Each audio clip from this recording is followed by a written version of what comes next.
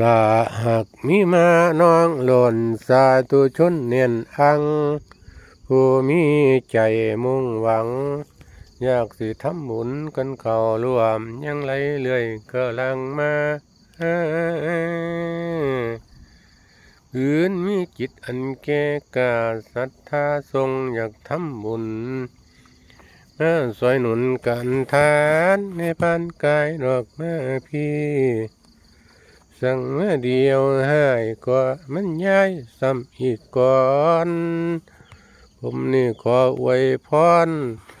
ว่าเป็นก่อนเฮียกอื่นคุณแก้วสีประการขอความสุขในแด่ทานขอความสุขในแด่ทานมีอายุดอกยืนยาววันนาข้าวเพียวพันกันพองใส่นวลจ่าให้สุขาสบายบ้างทั้งกายใจให้สวยซื่นบ่ว่าวันดอกหรือคืนตลอดการผ่านแรงอย่ามีแห่งให้ซับจางให้สมคำกล่าวอ้างทางปรารถนาใจเด้อแม่เด้อคิดแนวใดให้สมหวังดังมาโนเนาะหมายมุ่งผู้ที่ทำบุญแล้วเฮ็ดอันใดให้เลี้ยงลุงเจริญดีมีคุณค่าผู้ทำให้ผู้ทำนาก็ให้สมประกอบดามถึงยามน้ำไม่จึงน้องผู้ค้าขายให้ใจของท้องให้ลังดอกไหลมาเงินตาไหลดอกมาโฮมปัจจัยทุนหมุนค่าการทำหน้าให้เรื่องล้วนการทำสวนหอดเฮ็ดให้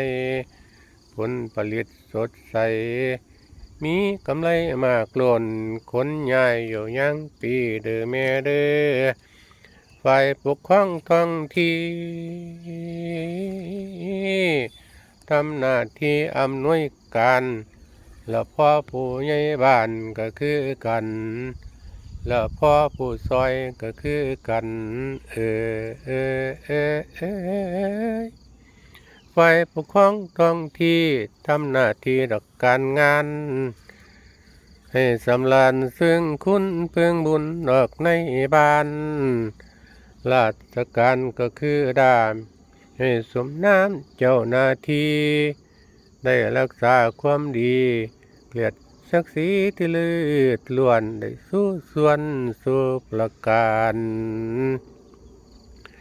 ละพ่อผู้ใหญ่ก็ดีเด้อละพ่อกำนันก็ดีเด้อให้พี่น้องเพื่อนบ้านยกสรรเสริญให้เจริญในศาลระวังกันกระทำไว้แต่ว่าในวันนี้พ่อเจ้าภาพ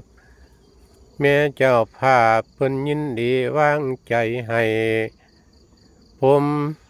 พ่อใหญ่สวัสดิ์นี่ล่ะเด้อตามใจในงานนี้บ่ต้องห่วงแบกภาระอันใหญ่หลวงแม่นสิหนักทอฟ้ารักษากรทอนหินแล้วก็รับเอาตลอดสิ้นจนเท่าสัวสวัสดีจึงสินี้เมื่อเฮือนดอกห่างกันดอกขึ้นโคงจุดประสงค์มโนตั้งคุ้งสมหวังทุกกำฝ่ายให้สุขีแสนสบายศรัทธาไทยเด้อทุกท่านผู้ท่านสร้างอย่ามนมองโอ้โอ้ยเฮ้ยโอ้โอ้ยคุณเด้ออันนี้ก็จากเสียงของพ่อใหญ่สวัสดิ์บุรกรเด้อครับเด้อ